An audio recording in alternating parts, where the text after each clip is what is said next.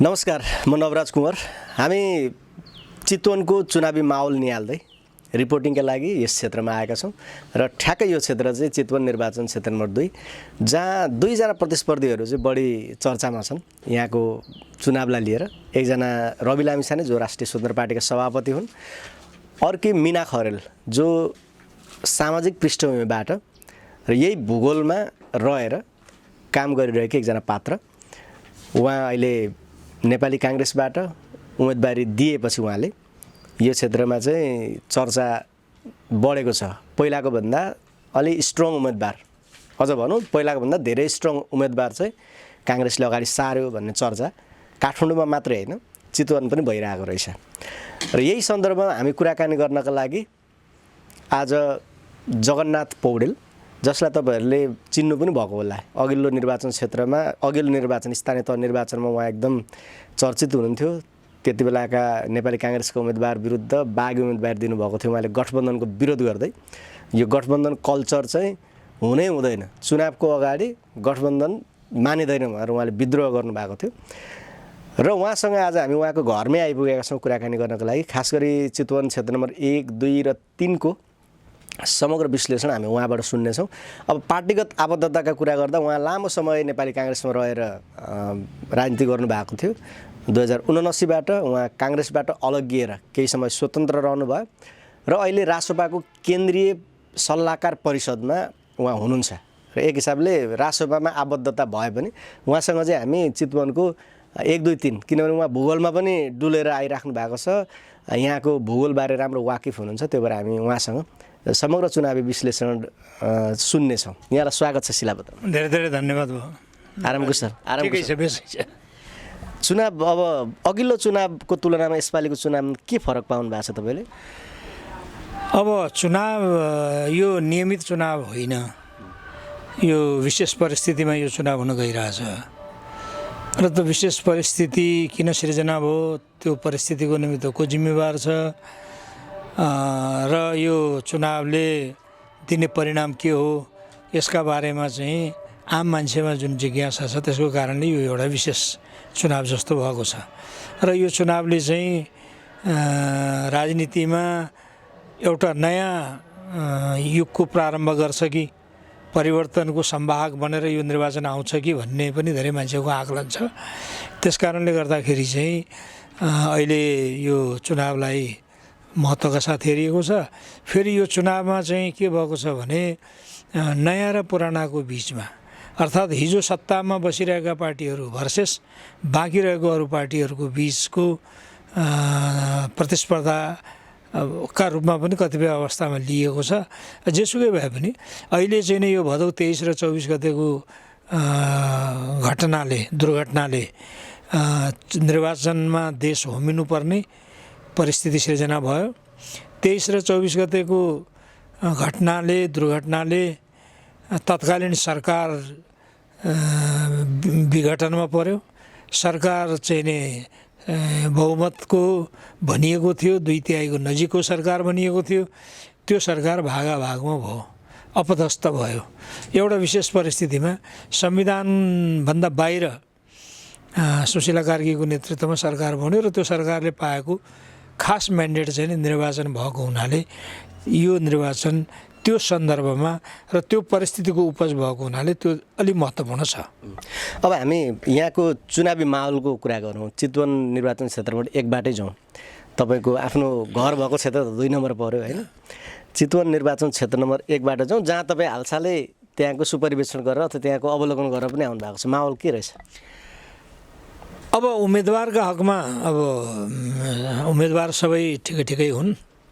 उम्मेदवार अब कस्तो छ भने 1 नम्बरमा राष्ट्रिय स्वतन्त्र पार्टीको, नेपाली काङ्ग्रेसको वा एमालेको उम्मेदवारहरू आफ्नो ठाउँमा ठिकठाकै हुनुहुन्छ। तर विशेषता के छ भने घन्टी अघि छ। घन्टीको स्वतः प्रचार देखिन्छ र घन्टीको पछि चाहिँ उम्मेदवार जो छ त्यो चाहिँ अग्रपङ्क्तिमा देखिन्छ। उम्मेदवार भन्दा पनि घन्टीको माहौल चाहिँ बढी देखिन्छ। घन्टीको माहौल छ। अब त्यो घन्टीसँग आबद्धता भएको कारणले घन्टीसँग जोडिएको उम्मेदवार चाहिँ अलि अगाडि जस्तो देखिन्छ अहिले। 1 नम्बरमा भोलि के हुन्छ भन्न सकिँदैन होइन। अब 2 नम्बरको तपाईँले कुरा गर्नुभयो। 2 नम्बरको त अब यहाँ राष्ट्रिय स्वतन्त्र पार्टीको सभापति स्वयं चुनाव लडेका ठाउँ हो। अब राष्ट्रिय स्वतन्त्र पार्टी गठन गर्ने नै धेरै ठुलो काम रवि लामिछानेले गरे भन्ने अर्थमा मान्छेले बुझेका छन्। अर्थात् एउटा वैकल्पिक पार्टीको स्थापना गर्ने कुराको जस त्यो रवि लामिछानेले मात्रै लिने हो। त्यसो भएको हुनाले रवि लामिछानेलाई चाहिँ एउटा रोल मोडलको रूपमा पनि ल्याएको छ यहाँको मान्छेले।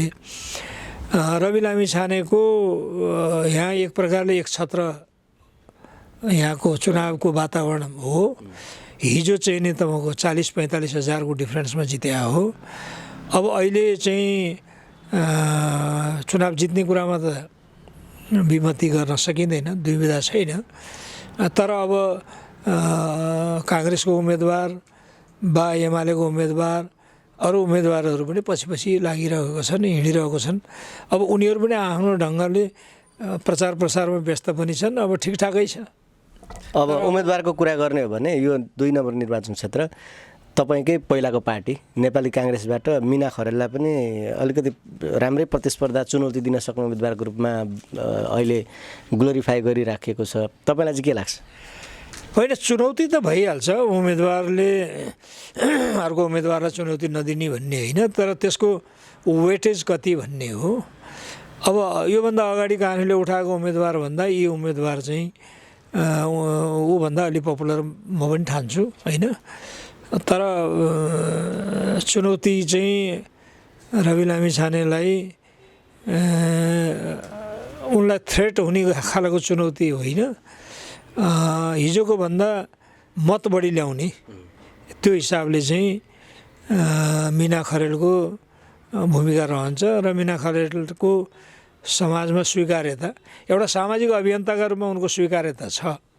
तर पोलिटिकल्ली चाहिँ नै अब मीना खरेल र रवि लामिछानेको बिचमा चोइस कुन चाहिँ उपयुक्त भनेर भन्दाखेरि अब एउटा राष्ट्रिय पार्टीको सभापति, हिजो चुनाव जितेको मान्छे, पुराना पार्टीहरूसँगको चाहिँ तीव्र प्रतिस्पर्धामा उभिएको मान्छे, एउटा नयाँ राजनीतिक धारको नेतृत्व गरेका मान्छे हुनाले अब ऊ एउटा पार्टीको रोल मोडलै फर्स्ट म्यान।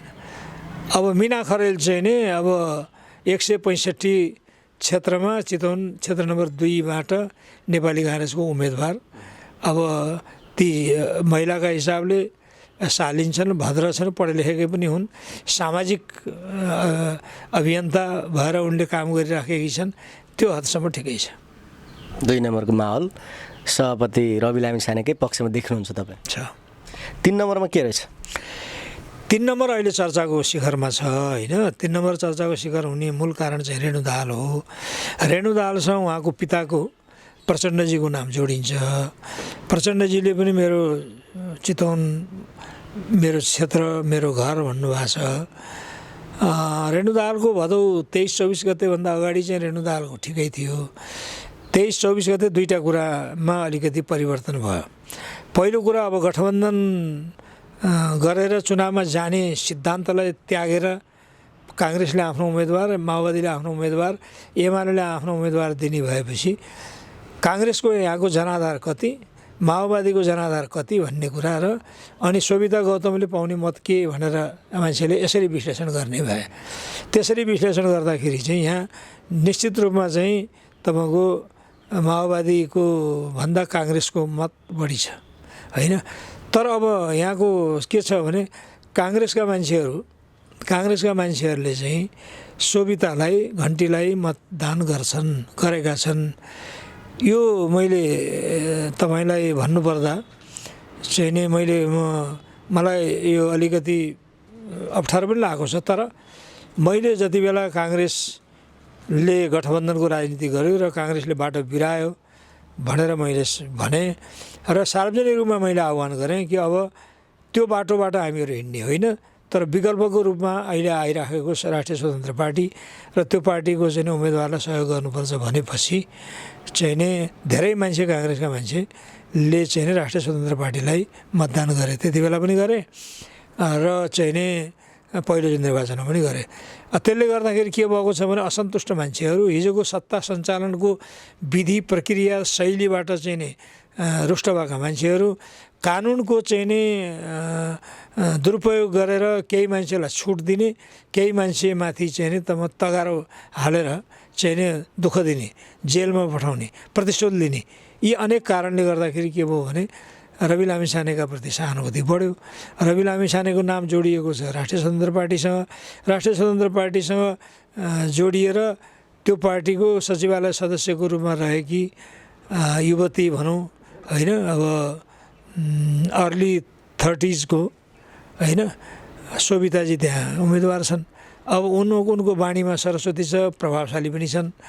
अब तटस्थ मान्छेहरू, काङ्ग्रेससँग रुष्ट भएका मान्छेहरू, एमालेसँग रुष्ट भएका मान्छेहरू, माओवादीसँग पनि के छ भने माओवादीका मान्छेहरूले चाहिँ त यो पत्याउँदैनन्, मान्दैनन्। माओवादीमा पनि एउटा ठुलो असन्तुष्ट हुने समूह चाहिँ नि राष्ट्रिय स्वतन्त्र पार्टीमा आएको छ र त्यसको मूल कारण के हो भने प्रचण्डजीले माओवादी पार्टीकै पनि संरक्षण गर्नु भएन। माओवादी पार्टीभित्र प्रचण्डजी अध्यक्ष हुँदा उहाँको परिवार, उहाँको छोरी, उहाँको ज्वाइँ, उहाँको छोरो, उहाँको बुहारी, उहाँको भाइ मात्रै चाहिँ नि लाइमलाइटमा आउने, अगाडि आउने। बाँकी रहेका हामीले चाहिँ के गर्ने त? हामी माओवादीको निमित्त चाहिँ ज्यान समर्पित गऱ्यौँ, अङ्गभङ्ग भयो, हाम्रो छोरा शहीद भयो भन्ने मान्छेको चाहिँ नि प्रचण्डजीका प्रति गुनासो छ। परिवारवाद भन्ने जुन कुरा छ नि, अब यो अप्रिय नलागोस् तर उहाँलाई चाहिँ लागेको ट्याग परिवारवाद हो र त्यो परिवारवादले उहाँलाई सिद्ध्याउँदैछ।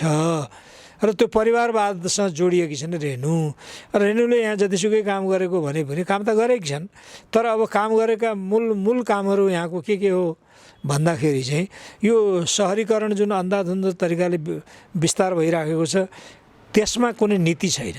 ल्यान्ड युटिलिटी पोलिसी बनाएको छैन, भूमि उपयोग नीति बनाएको छैन। यहाँ चाहिँ नि तपाईँको बाटाघाटा महानगरपालिका भएको हुनाले, यो चाहिँ नि समस्थर भएको हुनाले यो तत्कालीन राप्तीदुन विकास परियोजना अन्तर्गत यहाँ चाहिँ नि हरेक 10-10 बिघामा चाहिँ नि 4-4 मिटरको 5-5 मिटरको बाटो त्यति बेलै बनाएको थियो।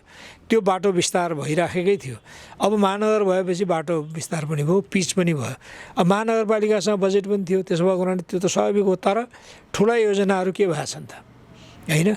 ठुलो योजना यहाँ चाहिँ नि तपाईँको एयरपोर्ट सार्ने कुरा, ब्यारेक सार्ने कुरा होइन, अनि यहाँ चाहिँ बस पार्कको व्यवस्थाको कुरा, अनि यहाँ औद्योगिक क्षेत्र विकास गर्ने कुरा, शैक्षिक क्षेत्र विकास गर्ने कुरा, स्वास्थ्यको लागि चाहिँ उपयुक्त क्षेत्रको विकास गर्ने, यी सबै कुराहरू भएनन्। सनातनी काम भए, जो नियमित काम अरू आए पनि हुन्थे, ती काम भए, त्यो रेणुले पनि गरिन्। तर अब रेणुको चाहिँ नि प्रचण्डजीसँग जोडिएको फेरि अब भयो के भने भदौ 23 र 24 गतेले प्रचण्डजी पनि उहाँलाई यो सम्पत्ति जोड्ने कुराको उहाँको लालसा रहेछ, तृष्णा रहेछ भन्ने चाहिँ नि देखियो। मान्छेको नाङ्गा आँखाले देख्यो, उहाँको घरबाट जे देखियो, शेरबहादुर जिगाबाट जे देखियो। त्यसले के गर्यो भनेदेखि नेता भने त यस्तै रहेछन्, आफ्नो बन्दोबस्त गर्दा रहेछन्, आफ्नो छोरा छोरीका निमित्त काम गर्दा रहेछन्, आफ्नो नातापाताको लागि काम गर्दा रहेछन्, यिनका पछाडि किन लाग्ने भन्ने एउटा ठुलो समूह माओवादीको छ असन्तुष्ट। तिनले पनि प्रकारान्तरले शोभितालाई नै मतदान गर्ने जस्तो देखिन्छ। भनेपछि चितवनको 1 नम्बर, 2 नम्बर र 3 नम्बरमै रासपाका उम्मेदवारले जित्छन् भन्ने तपाईँको निचोड? अब अहिले आज परिस्थिति त्यस्तो देखिन्छ। तर म तपाईँलाई अर्को कुरा के भन्छु भने उनीहरूको जित हुने निश्चितै भए पनि निर्वाचन आयोगले निर्वाचनलाई निष्पक्षतापूर्वक सम्पन्न गर्न सकेन भने, निर्वाचन आयोगले निर्वाचन आचार संहिता पालना गर्ने निर्देशिका बमोजिमका चाहिँ नि कामहरूको परिपालना गराउन सकेन भने निर्वाचनले अर्को मोड पनि लिन सक्छ। किनभनेदेखि मलाई थाहा छ, मैले चुनाव लड्दा मैले चुनाव जित्ने स्थिति थियो, तर मौन अवधि सुरु भयो नि। मौन अवधि सुरु भएपछि त्यो 48 घन्टा, त्यो चाहिँ नि 72 घन्टा कति हो, त्यो चाहिँ नि अत्यन्त भयावह हुन्छ। त्यही बेलामा धेरै चलखेलहरू हुन्छन्, त्यही बेलामा धेरै लेनदेनहरू हुन्छ, त्यही बेलामा पैसाको चाहिँ थुप्रो चाहिँ तपाईँको यो गाउँ गाउँमा पुग्ने, घर घरमा पुग्ने हुन्छ। तपाईँले सुन्नुभयो होला त्यति बेला चाहिँ पैसाको बोरासहित मान्छे गिरफ्तार भएको पनि तपाईँले सुन्नुभयो होला। यदि त्यो कुरा हुन पाएन भने आज मैले जे देखिरहेको छु त्यही कुरा हुन्छ। तर त्यसको निमित्त चाहिँ निर्वाचन निष्पक्ष हुनुपर्दछ, ब्यालेट पेपर चाहिँ तपाईँको सुरक्षित तरिकाबाट चाहिँ बाकसमा खस्नुपर्छ, काउन्टिङ राम्रो हुनुपर्छ। त्यो भयो भनेदेखि मलाई लाग्छ अहिले जुन लहरा आएको छ त्यो लहरा आएको पक्षले नै जित्छ जस्तो लाग्छ मलाई। अब दुईवटा मात्रै प्रश्न छ मसँग। एउटा चाहिँ अघि तपाईँले भन्नुभयो यहाँ राष्ट्रिय स्वतन्त्र पार्टीका सभापति रवि लामिछाने चाहिँ अब चुनाव जितेर गयो भने उनकै कारण एकचोटि उपनिर्वाचन पनि भयो, मुद्दा मामिलामा जोडिराखेका मान्छे, मुछिराखेका मान्छे। अब अहिले पनि त्यो मुद्दाबाट क्लिन चिट उनले पाइसकेका छैन, अदालतमा विचाराधीन छ। यदि उनी जिते भने पनि फेरि काम गर्न पाउँदैनन् भन्ने काङ्ग्रेसीहरूले जुन क्याम्पेन चलाइरहेछन् भन्नुभयो नि, त्यो त एक हिसाबले हेर्नु भने सत्य पनि हो नि, होइन? तपाईँलाई के लाग्छ? होइन, अब निर्वाचनमा यस्ता किसिमका स्क्याम्पहरू हुन्छ। अब उनीमाथि आरोप लागेको पनि छ, रविजीमाथि, होइन? तर म के भन्छु भने म एउटा कानुनको विद्यार्थीको हिसाबले हाम्रो संविधानको धारा 87ले चाहिँ कुनै पनि व्यक्ति फौजदारी अपराधमा संलग्न भएर सजाय नपाएको स्थिति छ भने त्यसलाई चाहिँ तपाईँले कुनै पनि मानेमा अयोग्य ठान्न सक्नुहुन्न निर्वाचनको निमित्त। निर्वाचित भइसकेपछि शपथ ग्रहण नगराउने भन्ने कुरा त हुँदैन। अब रहेको कुरा चाहिँ मान्छेले सम्पत्ति शुद्धिकरण ऐन, होइन, सङ्गठित अपराध ऐन आकर्षित भएको छ नि भनेर जुन मान्छेले भन्छन्, त्यो सङ्गठित अपराध ऐन र सम्पत्ति शुद्धिकरण ऐन चाहिँ रविको हकमा आकर्षित हुने होइन। किनभने उनी राजनीतिमा आउनुभन्दा अगाडि उनको घर व्यवस्था के थियो, आम्दानी के थियो, खर्च के थियो, आफ्नो नाममा कति थियो, श्रीमतीको नाममा कति थियो, पैतृक सम्पत्ति कति थियो, त्यो उनको निजी कुरा हो। त्यो अलग तरिकाबाट जाने हो, होइन? त्यो चाहिँ नै तपाईँको यो अहिले सरकारले चाहिँ मुद्दा लगाएर मुद्दा लाग्ने विषय होइन। सम्पत्ति शुद्धिकरण त राजनीतिमा जो निरन्तर 30 वर्ष 35 वर्ष बसिरह्यो उसले जम्मा गरेको सम्पत्ति राष्ट्रिय ढुकुटीबाट आएको हो वा उसले चाहिँ अनुचित तरिकाबाट कमाएको भन्ने कुरा स्थापित भयो भने गर्ने हो नि, होइन? नम्बर 1। नम्बर 2, उसलाई जेलमा हाल्नका निमित्त सुरुमा जाहेरी दरखास्त नपरेकै अवस्थामा उसलाई त जाहेरी दरखास्त पनि पुरै जाहेरी दरखास्त मार्फत पक्राउ गरे हो नि। पहिलो जाहेरी दिँदाखेरि त रविको नामै थिएन नि। त्यति बेला उनी गृहमन्त्री थिए नि त, होइन? गृहमन्त्री थिए। गृहमन्त्री भएर उनले चाहिँ नाम हटाए भनेर हामीले भन्यौँ भनेदेखि पछिल्लो गृहमन्त्री आएर चाहिँ नाम हाले भन्नु पनि त पाइयो नि। त्यसो भए हुनाले मूल कुरा के हो भने कानुनको दृष्टिमा सम्पत्ति शुद्धिकरण र सङ्गठित अपराध सम्बन्धी ऐन चाहिँ नि आकर्षित हुने ठाउँमा थिएन। त्यो ऐन लगाइयो, सरकारले मुद्दा लगायो, होइन? सरकारले मुद्दा लगायो। अब सरकारले नै मुद्दा झिक्छु भनेको छ। अहिले सरकारले मुद्दा झिक्छु, सर्वोच्चमा विचाराधीन छ, होइन? अहिले महाधिवक्ता कार्यालयले मुद्दा झिक्ने भनेको छ। महाधिवक्ता कार्यालयले मुद्दा झिक्छु भनेर भन्यो भने सर्वोच्चले मुद्दा झिक्न पाउँदैनस् भन्ने अधिकार सर्वोच्चलाई पनि छैन। सुन्नुहोस्, त्यसमा के कुरा बाँकी छ भने त्यसको व्याख्या हुन र त्यसलाई एउटा कन्क्लुसिभ त्यसको के हो परिणाम भन्न मात्रै बाँकी छ। त मैले कसैका विरुद्धमा उजुरी हाल्छु, त्यो उजुरी चाहिँ म स्थापित गर्न सक्दिनँ, फिर्ता गर्छु भनेर मैले भने भनेदेखि अदालतले रोक्न मिल्छ र? ल ठिक छ, कारण सोध्न सक्ला, होइन? कारण सोध्न सक्ला। अन्यथा उसले चाहिँ वादीले आफूले दाबी गरेको कुरा म प्रमाणित गर्न सक्दिनँ भने म त यसै कमजोर भयो नि। त्यस कारणले त्यसमा दम छ जस्तो म मान्दिनँ। तर त्यो प्रचार हो, होइन? अब म तपाईँलाई अर्को कुरा भन्छु, हाम्रो अभ्यास कस्तो छ त, हाम्रो पार्लियामेन्ट्री प्र्याक्टिस कस्तो छ? त्यो लक्ष्मी कोइरीले चाहिँ तपाईँको असैलाई मार्यो भनेर भन्ने केसमा ज्यान मुद्दामा अदालतले फैसला गरेर अपराधी ठहराएको थियो उसलाई। यो गएको सरकारले चाहिँ लक्ष्मी कोइरीलाई लिएर आएर चाहिँ संसदमा शपथ ग्रहण गरायो नि। के त्योभन्दा गम्भीर अपराध हो र रविले गरे अहिले? त्यो के दुनियाँले त्यो कुरा जान्दैनन्, बुझ्दैनन्, बुझ्छन् नि, होइन? त्यस्तै अहिले टेकबहादुर गुरुङले चाहिँ तपाईँको मनाङबाट चुनाव निर्विरोध भइसक्यो। उनका विरुद्धमा चाहिँ ऊ लागेको छ नि भ्रष्टाचार मुद्दा विशेष अदालतबाट फैसला भएर अन्तिम भएको छ नि उनले पनि त पार्लियामेन्टमा गएर चाहिँ सहभागी हुने पार्टिसिपेट गर्न पाए नि भएन त्यसो भएको हुनाले उनीहरूले पाउने अर्कोले नपाउने अबको सरकारले त त्यो गर्न सक्दैन फेरि सरकारले हालेको मुद्दा सरकारले फिर्ता लिएपछि अरू कसैले टाउको दुखाउने कुरा आउँदैन मलाई लाग्छ त्यो हो तर त्यसमा केही सन्देहको कुरा छ व्याख्याको कुरा छ भने पनि त्यो अहिले होल्ड भएर रहेको अवस्था छ र त्यसमा चाहिँ टिका टिप्पणी गर्ने हाम्रो कानुनले के भन्छ भने guilt is to be proved innocence is to be presumed भन्छ guilt is to be proved innocence is to be presumed भन्छ कसैमाथि आरोप लाग्छ भने त्यो आरोप प्रमाणित हुनुपर्छ जबसम्म प्रमाणित हुँदैन त्यो निर्दोष मानिन्छ भन्छ त्यस कारणले त्यो मलाई लाग्छ त्यो च्याप्टर क्लोज हुनुपर्छ म तपाईँलाई अर्को पनि बताउँछु अमेरिकामा अहिलेको तत्कालीन राष्ट्रपति र आज अहिले फेरि निर्वाचित भएका राष्ट्रपति डोनाल्ड ट्रम्पका बारेमा न्युयोर्कको कोर्टले 34वटा मुद्दामा चाहिँ फेलन भनेर चाहिँ फैसला गरेको छ तर जनताले निर्वाचित गरेको राष्ट्रपतिलाई हामीले अपदस्थ गर्ने वा उसलाई डिस्क्वालिफाई गर्न मिल्दैन भनेर चाहिँ सुप्रिम कोर्टले उसको बचाउ गरेको छ नि जनता सबैभन्दा ठुलो हाम्रो सार्वभौम सत्ताको आधार के हो जनता हो नि जनताले निर्वाचित गरेर अत्यधिक मताधिकारसहित निर्वाचित गरेर पठायो भने राज्यले लगाएको आरोप वा व्यक्तिले लगाएको आरोप त जनताले खारेज गरिदिइसक्यो त्यो त विधि विपरीत रहेछ भने त हामीले हेऱ्यौँ बेलायतमा पनि त्यत्र 90% भन्दा बढी जनताले चाहिँ ब्रेक्जिटको पक्षमा बोले पनि त्यहाँको अदालतले उल्टाइदिएको थियो नि त त्यो विधि प्रक्रिया छैन भनेर अर्को तपाईँले भन्नुभयो कि कानुन सम्मति सम्पत्ति शुद्धिकरण र सङ्गठित अपराधको सन्दर्भमा अरू वरिष्ठ अधिवक्ता कानुन व्यवसायहरूले के भनिरहेछन् भने ऊ निर्दोष हो भन्ने प्रमाण केही भेटियो भने त्यस पछाडि चाहिँ सरकारले फिर्ता गर्ने प्रक्रियामा जान सक्छ प्रमाण केही नदेखाइकन फिर्ता जान्छु भन्दा